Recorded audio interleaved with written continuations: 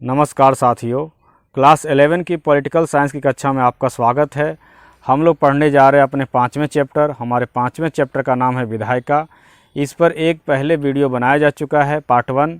मैं उसका link description में दे दूंगा, आप लोग वहां जा कर के देख लीजिएगा। अभी तक हम लोगों ने विधायिका में पढ़ा कि विधायिका का निर्माण कैसे होता है। विधायिका सरकार का एक प्रमुख अंग है और विधायिका के दोनों अंग राज्यसभा और लोकसभा का गठन कैसे होता है, यह भी हम लोगों ने पढ़ा।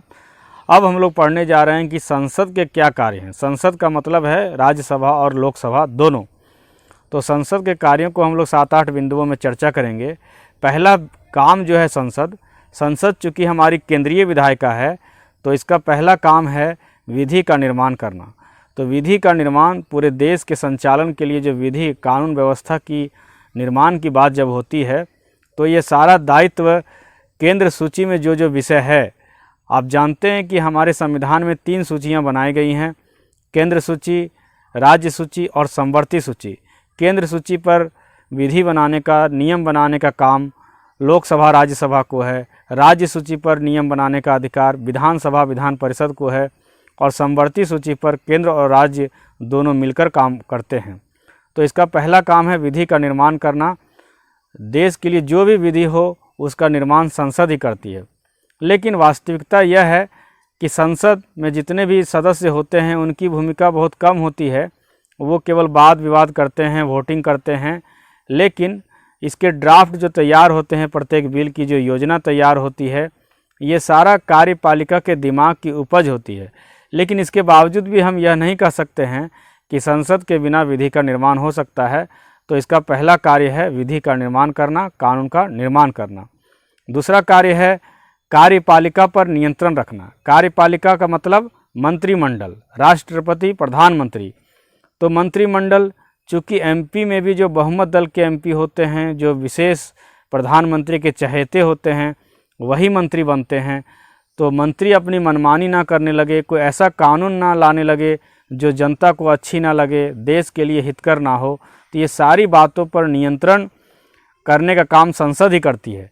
अब संसद सभी मंत्रियों के काम को देखती है। अगर किसी मंत्री के काम से बहुत नाराज़ हो जाती है तो उसे प्रश्न पूछती है, उसका विरोध करती है, और उस पर भी ना हो तो अविश्वास प्रस्ताव ला करके सरकार को भी गिराने का काम कर सकती है। तो इस प्रकार हम लोग कह सकते हैं कि संसद भी जो है वह कार्यपालिका पर नियंत्रण, लगाम रखने का काम करती है। तीसरा काम है वित्तीय कार्य।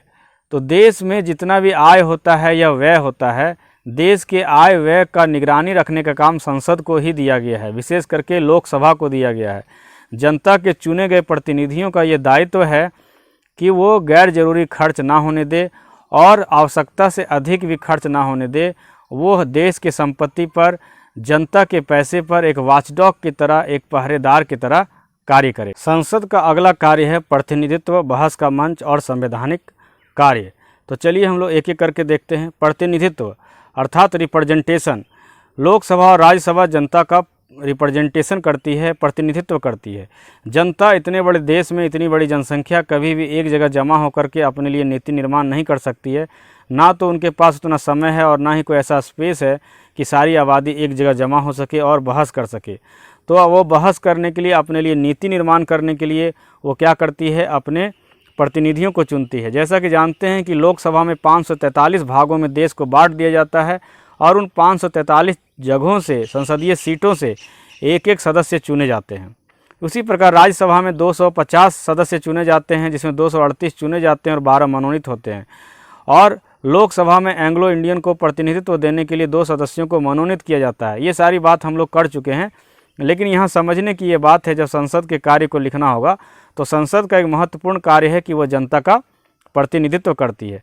फिर यह बहस का मंच है। बहस का मंच कैसे है? हर मुद्दे पर जितना खुल करके संसद में चर्चा हो सकता है उतना और कहीं नहीं हो सकता। तो संसद में सभी सदस्यों को खुलकर अपनी बात रखने का ये होता है, अवसर होता है। और ना केवल एक सदन में बल्कि दोनों सदन में बहस होता है, कई बार बहस होता है और उस बहस के बाद एक निष्कर्ष निकाला जाता है और जिस पर बहुमत होता है वह नियम देश के लिए पास होता है।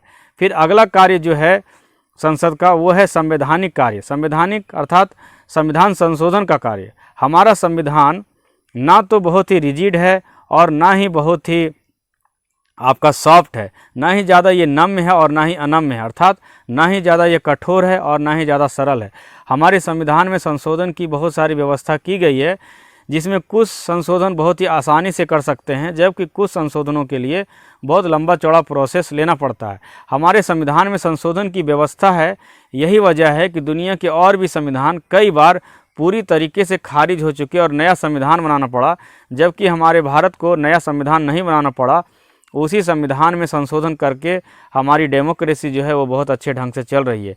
तो संविधान संशोधन करना भी, बदलते परिस्थिति के अनुसार संविधान को देश के लिए लागू करना, देश के अनुरूप ढालना, यह भी संसद भवन का एक प्रमुख कार्य है।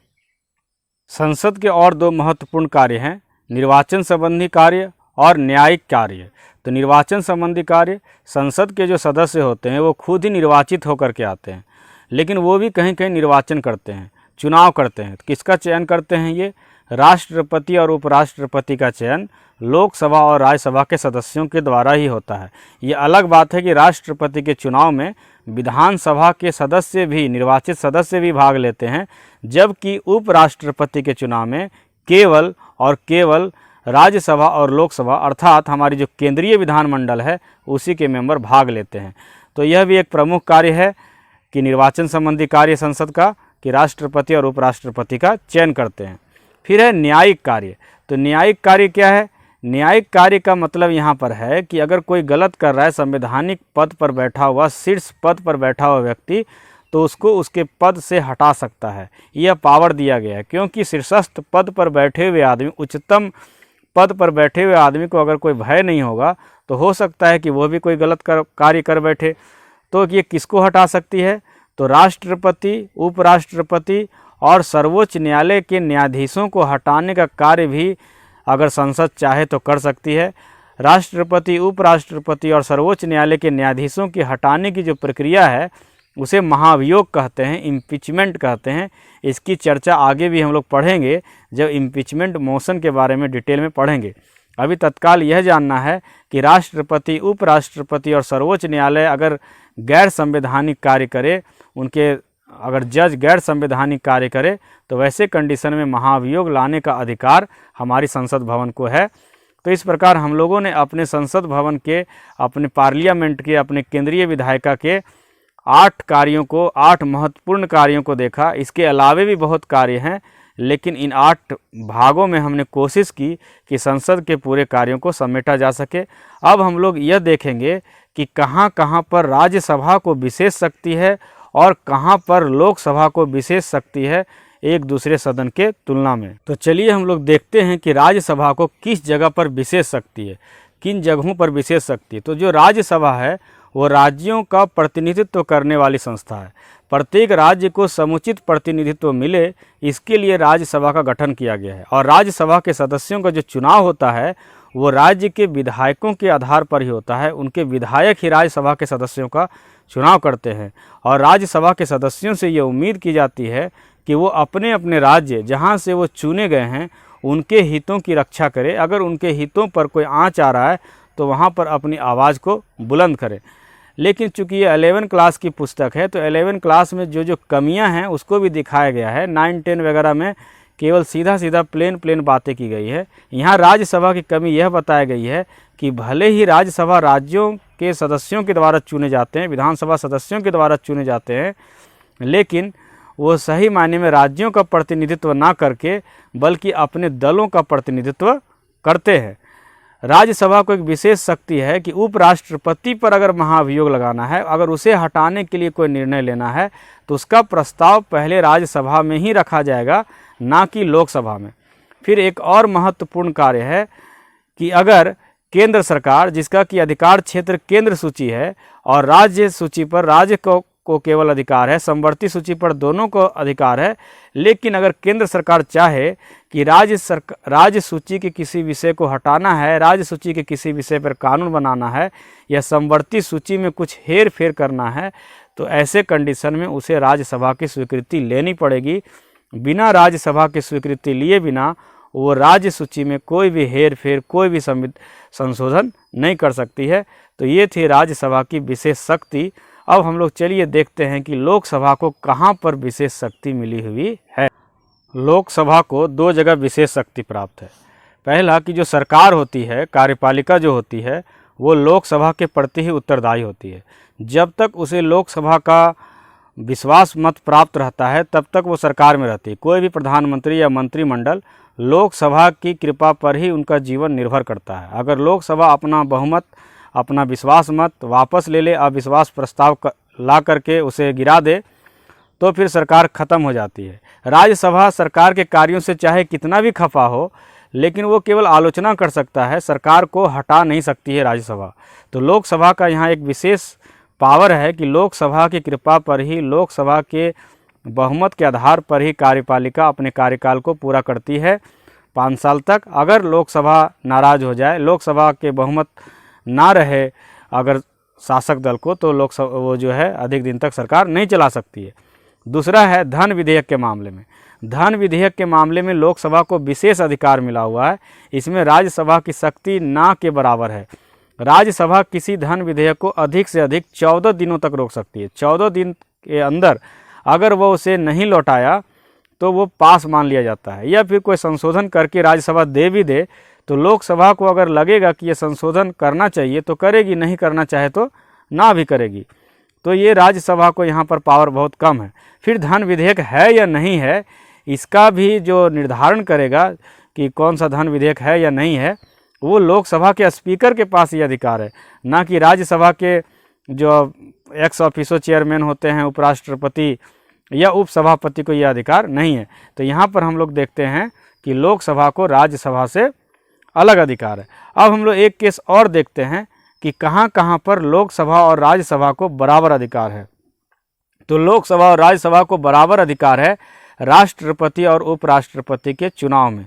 चुनाव में दोनों के सदस्य भाग लेते हैं। फिर संविधान का जब संशोधन करना होता है विशेष बहुमत से, तो वैसे संशोधन में राज्यसभा और लोकसभा दोनों की विशेष शक्ति होती है। दोनों के सहमति से ही कोई संशोधन पास हो सकता है। तो इस प्रकार हम लोगों ने यह देखा कि संसद के क्या कार्य हैं, अर्थात कंबाइंड रूप से हम लोगों ने देखा कि लोकसभा और राज्यसभा के क्या अधिकार हैं। फिर हम लोगों ने ये देखा कि लोकसभा को कहाँ पर विशेष शक्ति है, फिर राज्यसभा को कहाँ पर विशेष शक्ति है, फिर यह भी देखा कि कहाँ पर दोनों को समान शक्ति है। तो इस प्रकार हम लोगों ने आज जो है एक दूसरा भाग इस चैप्टर का विधायिका को वो कंप्लीट किया। एक और भाग बनेगा, एक और वीडियो बनेगा, उसके बाद यह चैप्टर समाप्त हो जाएगा। तो मुझे पूरी उम्मीद है कि यह वीडियो आपको पसंद आया होगा। अगर पसंद आया होगा तो लाइक ज़रूर करें, कमेंट करके हमारा हौसला बढ़ाएं, और अगर कोई राय देना हो तो अपना राय कमेंट बॉक्स में ज़रूर लिखें। कोई डाउट हो तो डाउट भी लिख सकते हैं, मैं उसका उत्तर दूंगा। और यह अगर चैप्टर लग रहा है कि बेनिफिशियल है तो 11 के छात्रों को आप अधिक से अधिक इसको शेयर करें और उन्हें सब्सक्राइब करने के लिए प्रोत्साहित करें। तो हम लोग मिलते हैं इसी प्रकार के अगले वीडियो में। तब तक के लिए जय हिंद।